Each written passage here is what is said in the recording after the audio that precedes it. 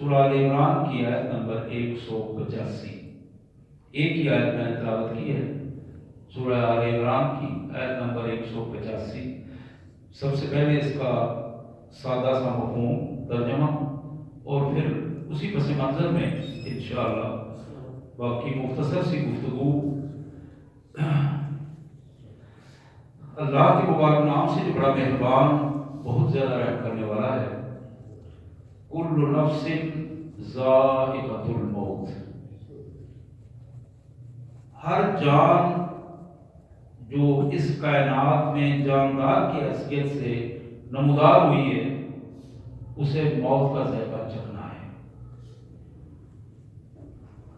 ہر فرد کو لازماً موت آئے گی۔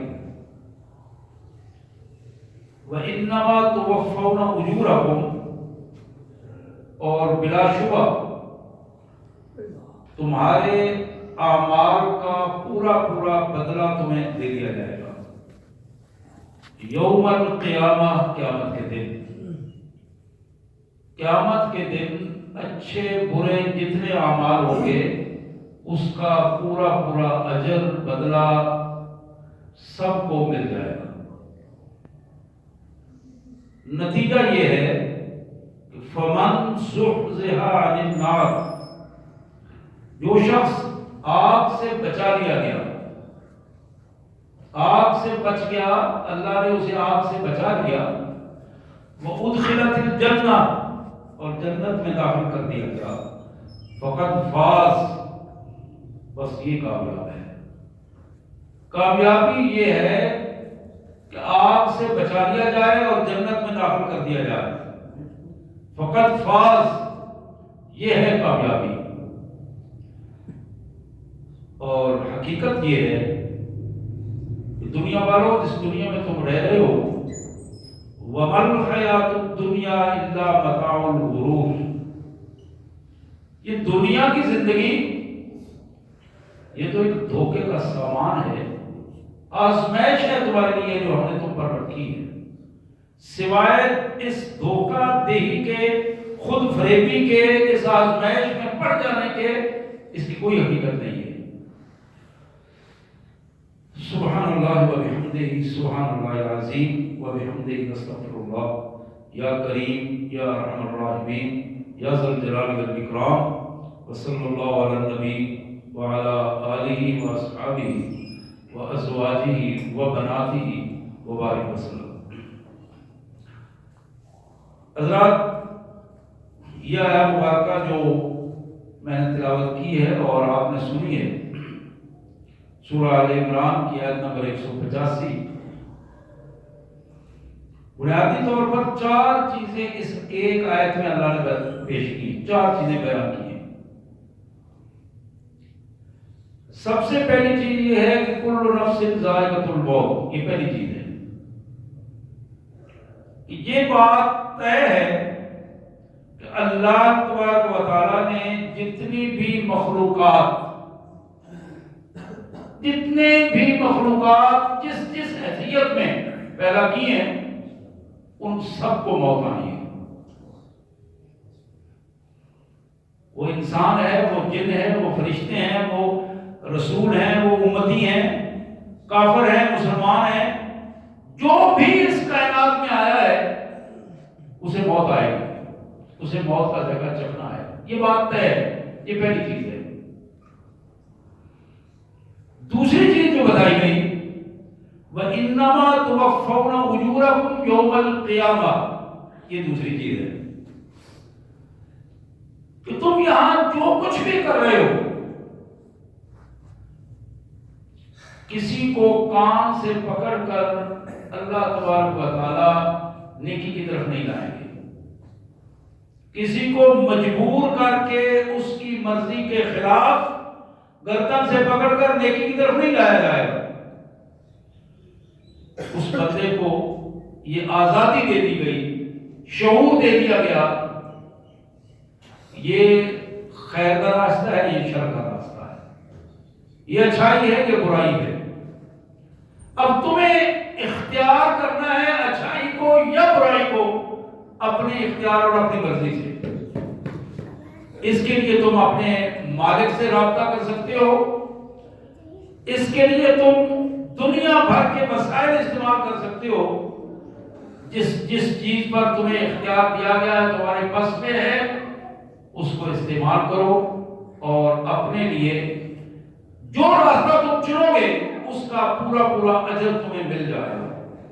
وَإِنَّمَا تُوَفَّوْنَ أُجُورَكُمْ يَوْمَ الْقِيَامَةِ، قیامت کے دن یہ دارالعمل ہے، یہاں نہیں، دارالحساب میں قیامت کے دن ایک ایک فرد کی ایک ایک چیز اس کا بدلہ اسے ملے گا، ذرہ برابر کی کمی نہیں ہوگی۔ حضرات تیسری چیز جو بتائی گئی، تیسری چیز وَفَمَنْ زُحْزِحَ عَنِ النَّارِ وَأُدْخِلَ الْجَنَّةَ فَقَدْ فَازَ، کامیابی یہ ہے، کامیابی یہ ہے کہ جو شخص جہنم سے بچا لیا گیا، عذاب سے بچ گیا، آگ سے بچ گیا اور جنت میں اسے داخلے کی اجازت مل گئی، یہ ہے کامیاب۔ یہ کامیابی کا معیار یہ ہے، کامیابی کا معیار اس کے علاوہ اور کچھ نہیں، یہ ہے بنیادی طور پر انتہا، رزلٹ، کامیابی۔ یہ سرٹیفکیٹ ہے جس شخص کو جہنم سے بچا کر جنت میں داخلہ دے دیا گیا، وہ شخص کامیاب ہے۔ اور چوتھی اور آخری چیز جو اس آیت مبارکہ میں بتائی گئی، وَمَا الْحَيَاةُ الدُّنْيَا إِلَّا مَتَاعُ الْغُرُورِ، یہ جس دنیا کی زندگی میں تم آئے ہو، یہ تمہارا بچپن کا مرحلہ، لڑکپن کا مرحلہ، جوانی اور بھرپور جوانی، اور پھر بڑھاپا، اور پھر ارذل العمر، یہ جو مرحلہ وار تم زندگی گزار رہے ہو، اس ساری کی ساری زندگی کی انتہا موت ہے۔ اور اس زندگی میں جو تم گزار رہے ہو، اس زندگی کو ایک گھر میں ایک ماں کے ہاں تمہاری پیدائش ہوتی ہے، اور پھر اب تم مختلف مراحل کو گزارتے ہوئے اپنے آخری وقت تک پہنچتے ہو، اور تمہیں معلوم ہے کہ تم خالی ہاتھ آتے ہو اور خالی ہاتھ جاتے ہو، خالی ہاتھ آتے ہو اس دنیا میں اور خالی ہاتھ جاتے ہو۔ یہ جو تمہاری ظاہری عادت ہے یہ بتا رہی ہے کہ جو کچھ ہے یہ دنیا کا ہی ہے اور دنیا میں ہی رہ جائے گا، یہ سب کچھ آزمائش ہے، اور اس آزمائش سے غلط سوچ بنانا، اس آزمائش میں، اس دھوکہ دہی کے دھوکے میں اپنے آپ کو ڈال دینا اور اس دھوکے میں آگے لگ جانا، اس دھوکہ کھا جانا دنیا سے، یہ وہ ناکامی ہے جو ذلت و رسوائی کا مقام دیتی ہے۔ حضرات یہ چار چیزیں اس آیت مبارکہ میں ہمارے سامنے آئیں۔ سب سے پہلی چیز موت، جس کے حوالے سے بتایا گیا ٹل نہیں سکتی۔ اس کائنات کا سب سے پہلا انسان، سب سے پہلا نبی جناب آدم علیہ السلام،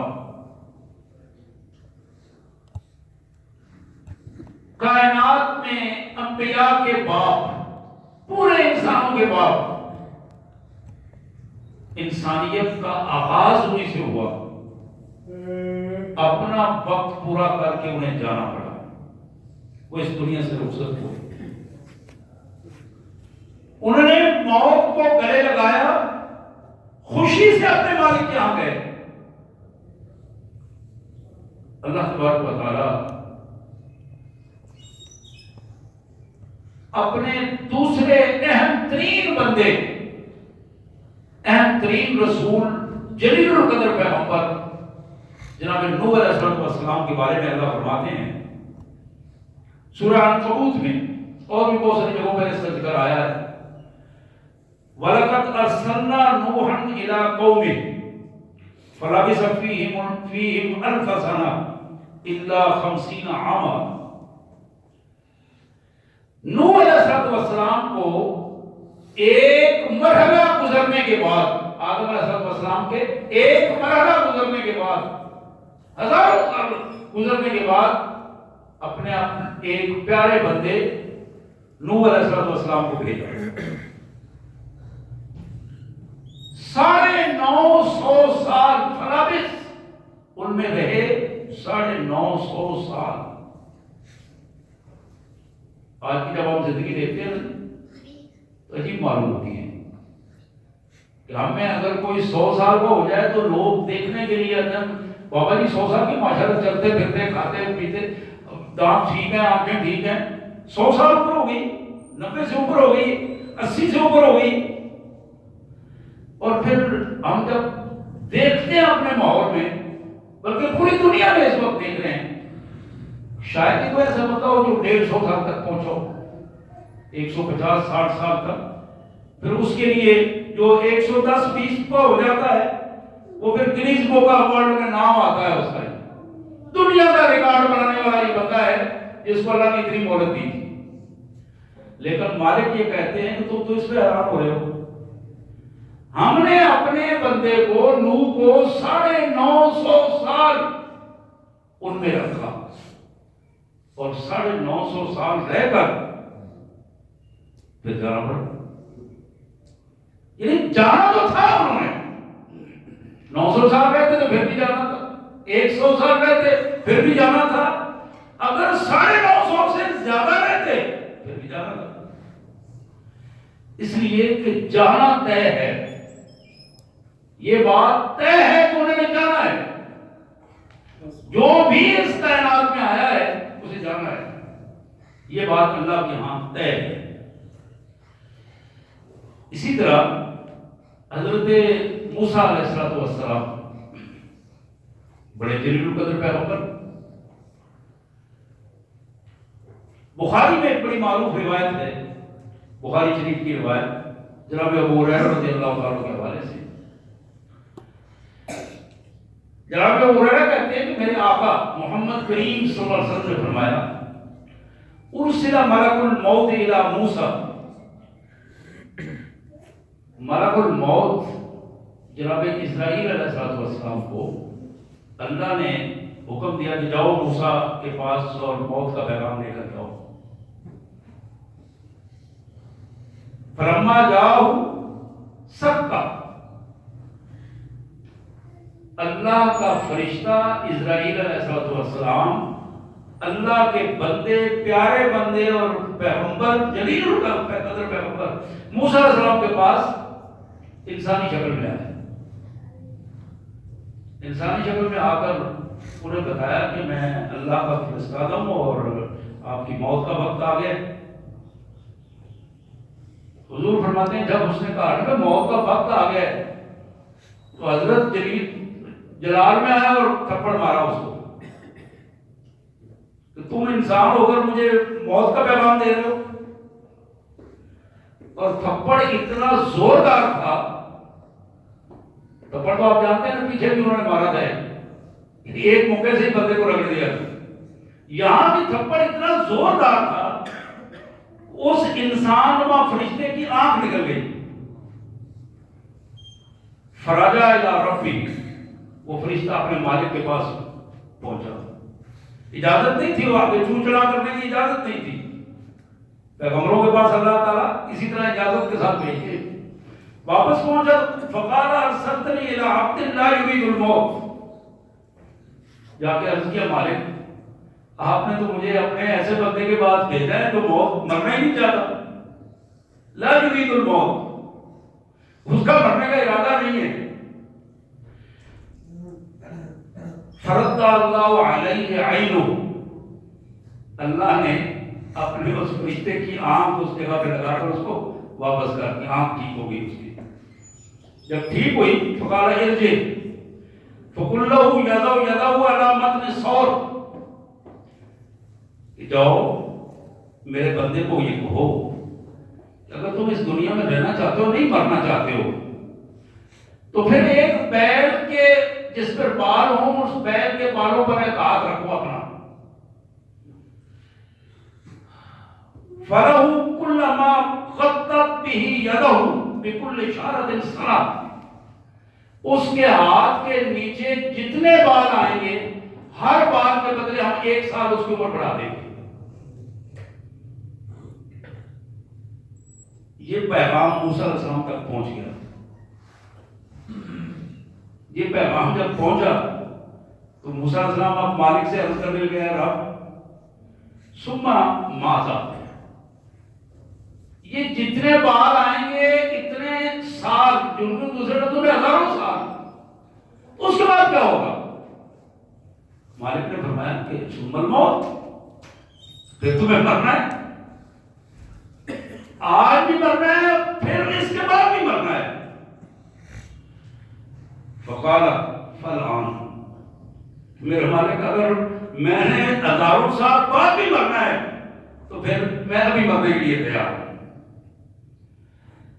فسأل اللہ ان یبنیہ من الارض المقدس رمیۃ بحجر، مرنے سے پہلے عرض کی میرے مالک میں چاہتا ہوں یہ جو ارض مقدس ہے فلسطین، اس سے میں اتنا کم از کم قریب ہو جاؤں کہ ایک پتھر پھینک کر اتنا فرق ہو گیا، ایک پتھر کی فاصلے پر مجھے کم از کم اتنا میں پہنچ جاؤں گا. اللہ نے اپنے بندے کی یہ دعا قبول فرمائی. میرے آقا محمد کریم صلی اللہ علیہ وسلم فرماتے ہیں، ابو ہریرہ کہتے ہیں کہ حضور نے فرمایا فلو كنت ثم لأريتهم قبره إلى جانب الطريق عند القصيم الأحمر،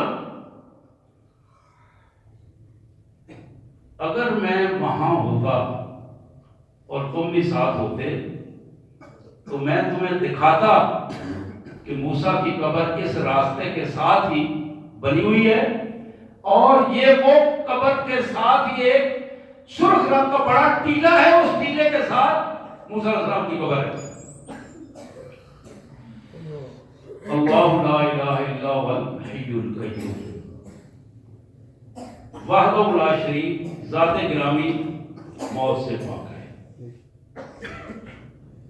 وہ خالق ہے، خالق کے علاوہ ہر ایک کو موت آنی ہے، اسے مرنا ہے، ختم ہونا ہے. کل من علیہا فان ویبقى وجہ ربک ذو الجلال والاکرام.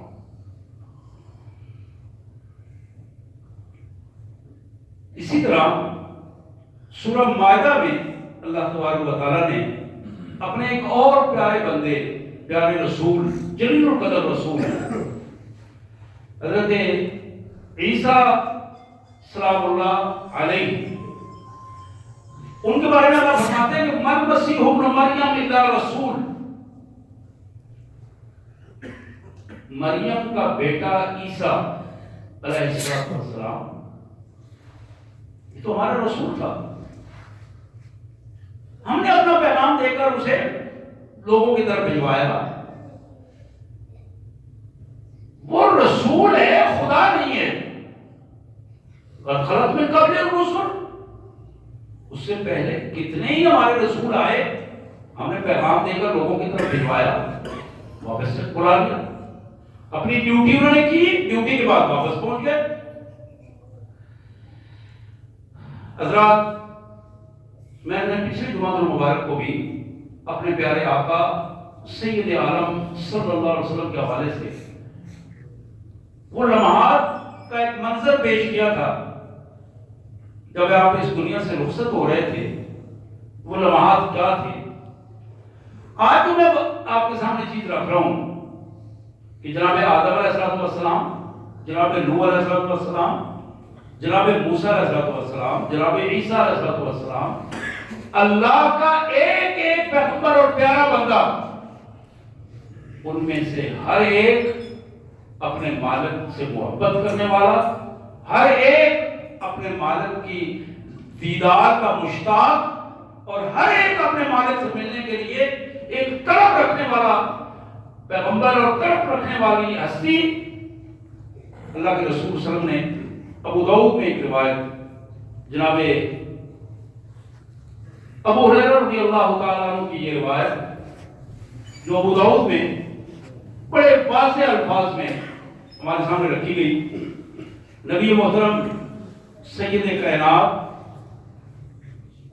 رحمت للعالمین सल्लल्लाहु अलैहि वसल्लम ने फरमाया, लैसा बैनी व बैनहुम नबियुन, यानी ईसा, मेरे और ईसा अलैहिस्सलाम के दरमियान कोई नबी नहीं है। मुझसे पहले ईसा थे, वह आए और अपने मालिक के यहाँ वापस चले गए। अल्लाह ने उन्हें आसमान पे उठा लिया।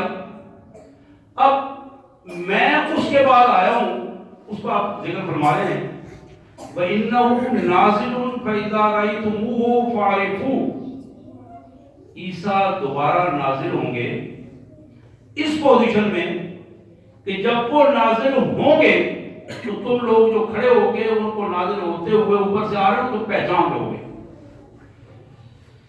रजुलुन मरबून इलल हमरा वल बियास बैनल मुमस्सरतैन, जनाब ईसा अलैहिस्सलाम का रंग सुर्खी और सफेदी के दरमियान होगा और कदो कामत न ज्यादा लंबे और न छोटे, दरमियानी कदों की कामत के होंगे। का अन्ना रासुहु यख्तुर व इल्लम युसिबहु बलद, आपका सर मुबारक, आपके बाल इस तरह महसूस होंगे जिस तरह उससे पानी टपक रहा है, हालांकि वो गीले नहीं होंगे। ये उनकी खूबसूरती का एक और अंदाज है। बालों से ऐसी नमी महसूस होगी, वो नमी पानी के बगैर एक खूबसूरती का रंग पेश कर रही होगी। फरमाया फल युकातिल नास अलल इस्लाम, ईसा अलैहिस्सलाम इस्लाम की बुनियाद पर लोगों से लड़ेंगे। जहालत होगी हर तरफ, दज्जालियत फैल जाएगी। अब जनाब ईसा अलैहिस्सलाम जब तशरीफ लाएंगे तो इस्लाम की बुनियाद पर मोहम्मद रसूलुल्लाह सल्लल्लाहु अलैहि वसल्लम की उम्मती की हैसियत से वो एक जिहाद की कैफियत में होंगे। फिर फरमाया फयदुकुस सलीब, अपने हाथ से सलीब के टुकड़े टुकड़े कर देंगे। फिर फरमाया वयक्तुल खिंजीर, खिंजीर को कत्ल करके नेस्तो नाबूद कर देंगे। वो माहौल जो खिंजीरों का माहौल बन गया होगा खुराक के एतबार से, उस कैफियत को खत्म कर देंगे। फिर फरमाया वयाज़ुल जज़िया, और ये टैक्सेशन का जो बदतरीन जालिमाना निजाम होगा उसको वो दुरुस्त कर देंगे, खत्म कर देंगे। हज़रत ईसा अलैहिस्सलाम की कैफियत। फिर फरमाया वयुहलिकुल्लाहु फी ज़मानिहिल मिलल, अल्लाह करीम उनके उस दौर में बाकी सारे बातिल निजामों को खत्म कर देगा। ईसा अलैहिस्सलाम वो इनकलाब इस्लामी लाएंगे, एक ऐसी तब्दीली, इस्लामी तब्दीली होगी जिस तब्दीली की बुनियाद पर उस वक्त बाकी सारे मज़ाहिब, ईसाई, यहूदी, हिंदू मत जो कुछ भी है, सारे अल्लाह ताला उनको खत्म कर देंगे। कुल्लुहा इल्लल इस्लाम, सब खत्म हो जाएंगे, सिर्फ इस्लाम बाकी रहेगा। और उस वक्त उसकी क़यादत हज़रत ईसा अलैहिस्सलाम कर रहे होंगे। फिर फरमाया वयुहलिकल मसीहुद दज्जाल, जनाब ईसा अलैहिस्सलाम अपने हाथों से दज्जाल जो उस वक्त लोगों का मल्जा मावा बना होगा, अपनी दज्जालियत की बुनियाद पर उसको हज़रत ईसा अलैहिस्सलाम हलाक करेंगे, अपने हाथों से हलाक करेंगे। फिर फरमाया फयमकुसु फिल अर्द 40 सना, हज़रत ईसा अलैहिस्सलाम 40 साल तक, उतरने के 40 साल बाद तक इस जमीन पर जिंदा रहेंगे। और फिर फरमाया सुम्मा यतवफ़ा, फिर उनको मौत आएगी और वो मौत फयुसल्ली अलैहिल मुस्लिमून, उस मौत के बाद मुसलमान उनका जनाजा पढ़ेंगे और उनकी तदफीन होगी। हज़रात, ये वो कैफियत थी मैंने आपके सामने रखा कि जनाब मूसा अलैहिस्सलाम तशरीफ लाए, दुनिया से रुखसत हो गए। जनाब नूह अलैहिस्सलाम तशरीफ लाए, दुनिया से रुखसत हुए। इब्राहीम अलैहिस्सलाम तशरीफ लाए, दुनिया से रुखसत हुए। आदम अलैहिस्सलाम कायनात का आगाज उनसे हुआ, اور پھر اپنی ڈیوٹی کر کے فرائض ادا کر کے دنیا سے رخصت ہوئے۔ میرے اور آپ کے پیارے آقا جناب سید المرسلین صلی اللہ علیہ وآلہ وسلم تشریف لائے تھوڑے سے وقت میں، 40 سال کے بعد دعوی نبوت اور 40 سال کے بعد ٹوٹل 23 سالہ زندگی، اور 23 سالہ زندگی میں پوری دنیا کو ایک ایسا نمونہ دے گئے۔ ایک شخص سے آغاز ہوا کوہ صفا سے، اور پھر دار ارقم میں 40، اور پھر آپ جانتے ہیں کہ مدینہ طیبہ میں 313، اور پھر آپ جانتے ہیں کہ فتح مکہ میں 10,000، اور پھر خطبہ حجۃ الوداع میں مجموعی طور پر 1.5 لاکھ انسان محمد کریم صلی اللہ علیہ وسلم کے سامنے تھا، اور اتنے ہی لوگ، اس سے زیادہ لوگ اللہ تعالیٰ اپنے اپنی جگہوں پہ موجود تھے جب آپ اس دنیا سے رخصت ہو رہے تھے۔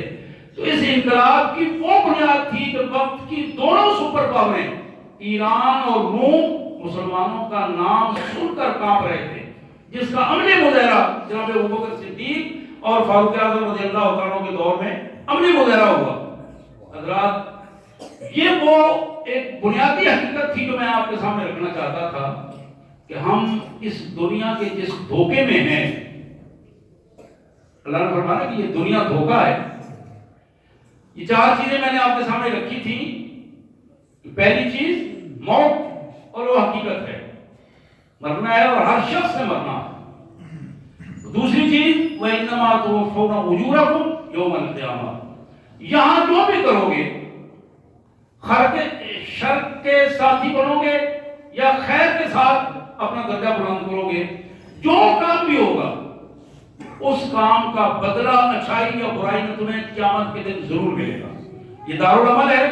کیوں ہی دارالعمل کا آخری سانس ختم ہوگا اور اس کے بعد جو پہلا مرحلہ دارالحساب کا موت کے بعد شروع ہوگا، اس میں تمہارا سلسلہ جو ہے اسی انداز میں شروع ہو جائے گا، اور قیامت کے دن سب کے اجر جس انداز میں کسی نے کیا ہے اس کو ملے گا۔ حضرات، پھر میں نے بتایا تھا کہ اس آیت میں جو معیار بیان کیا گیا، فَمَنْ زُحْزِحَ عَنِ النَّارِ وَأُدْخِلَ الْجَنَّةَ فَقَدْ فَازَ، معیار یہ ہے کہ جو شخص جہنم کی آگ سے بچا لیا گیا، جہنم کی آگ سے بچا لیا گیا، جنت میں داخلہ اس کا ممکن ہو گیا، فَقَدْ فَازَ، وہ بندہ بچ گیا، وہ بچ گیا۔ اور آخری بات یہ تھی وَمَا الْحَيَاةُ الدُّنْيَا إِلَّا مَتَاعُ الْغُرُورِ، یہ دنیا کا سامان یہ دھوکا ہے، یہ آزمائش ہے۔ اس دھوکا کی ہی میں، اس آزمائش میں پڑو گے تو پھر اسی کے اوپر بہ جاؤ گے، اور انجام جہنم ہوگا، آگ ہوگا۔ اس انجام سے بچنے کے لیے اپنے آپ کو اس پوزیشن میں لاؤ۔ حضرت صہیب رومی، بڑا معروف نام، محمد کریم صلی اللہ علیہ وسلم کے صحابہ میں، حضور صلی اللہ علیہ وسلم کے بعد جب ہجرت کے لیے مکہ مکرمہ سے نکلتے ہیں، اپنے، چونکہ آپ بنیادی طور پر مکہ مکرمہ کے رہنے والے نہیں تھے، باہر سے آ کر آباد ہوئے تھے، اس حیثیت میں آپ باہر جب نکلے تو قریش مکہ کے ایک گروہ نے آپ کو گھیر لیا، پیچھے آئے، تعاقب کیا۔ آپ چونکہ خود تیر بناتے تھے تو ترکش بھرا ہوا تھا تیروں کا، اور پیچھے بھی اور سائڈ پہ بھی، رک گئے، دوڑ نہیں لگائی، رک گئے، رک کے قریش کے اس گروہ کو مخاطب کر کے کہا کہ اے گروہ قریش، میری بات ذرا دھیان سے سننا،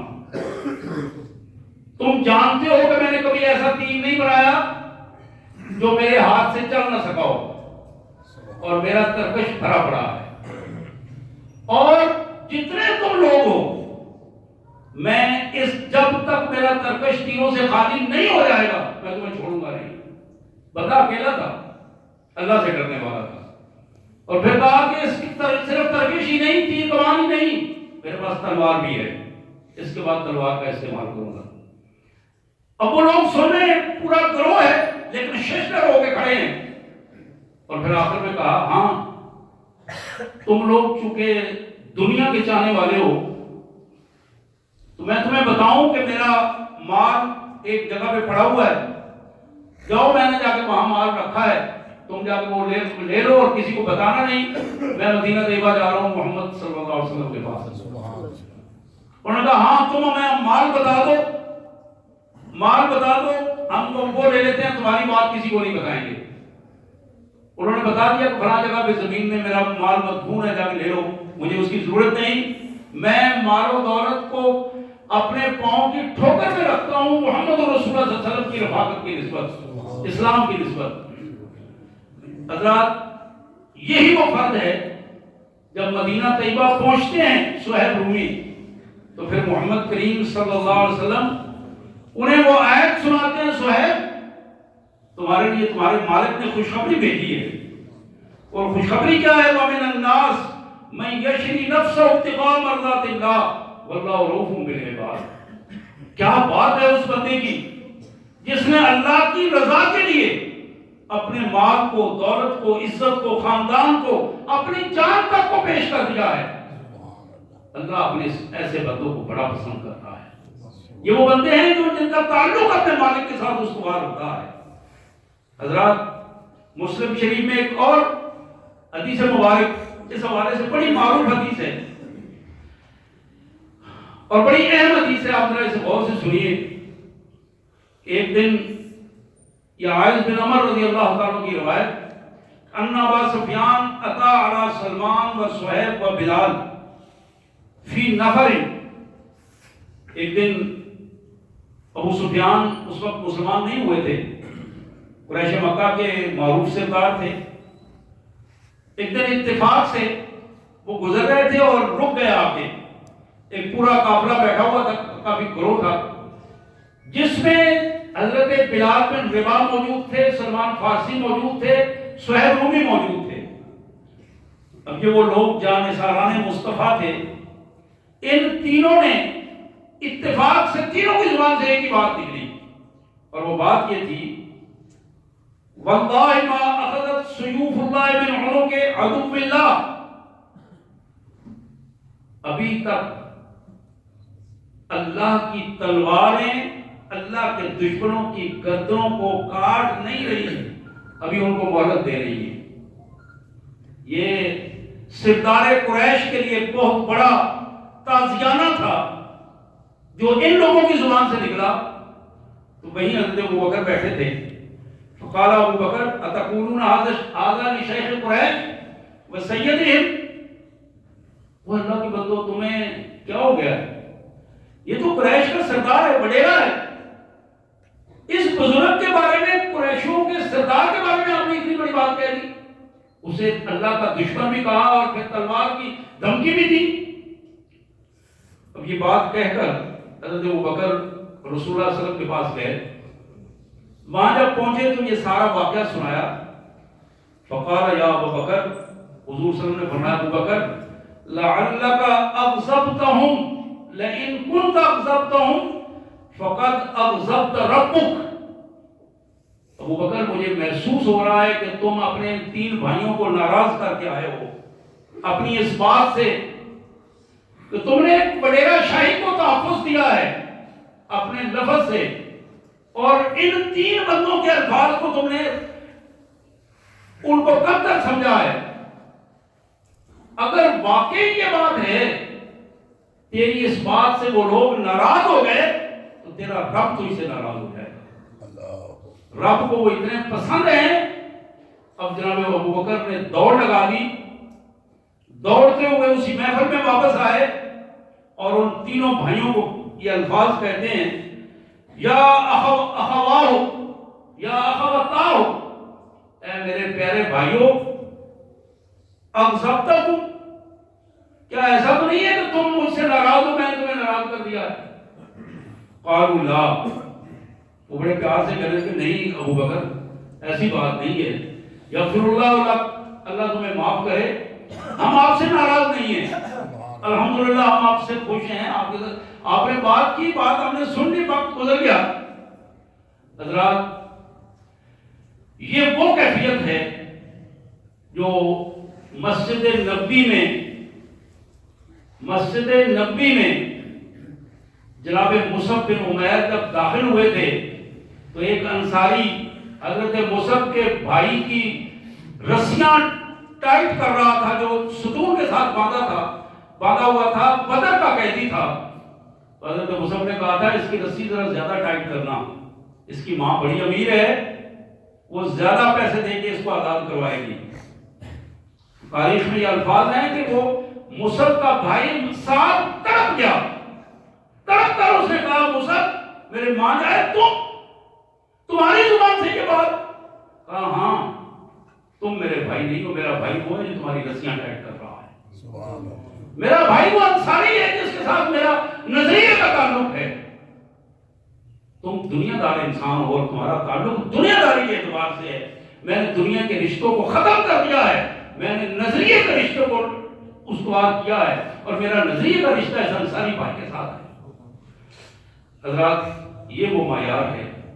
اس معیار کو اگر سیدھا رکھتے ہوئے ہم اس دنیا داری کی آزمائش میں پورا اتر جائیں، اپنے نظریے کا تحفظ کرتے ہوئے اپنے مالک کے حضور جا سکیں اور وہاں آگ اور جہنم سے بچا کے جائیں اور جنت میں ہمارا داخلہ ممکن ہو جائے، آپ یقین کیجئے فقط فاز، یہی کامیابی ہے. اللہ سے دعا ہے اللہ تبارک و تعالیٰ یہ کامیابی ہمیں عطا فرمائے اور پوری امت مسلمہ کو اس کے حوالے سے اسی کامیابی کو حاصل کرنے کی توفیق عطا فرمائے. وآخر دعوانا الحمدللہ رب العالمین.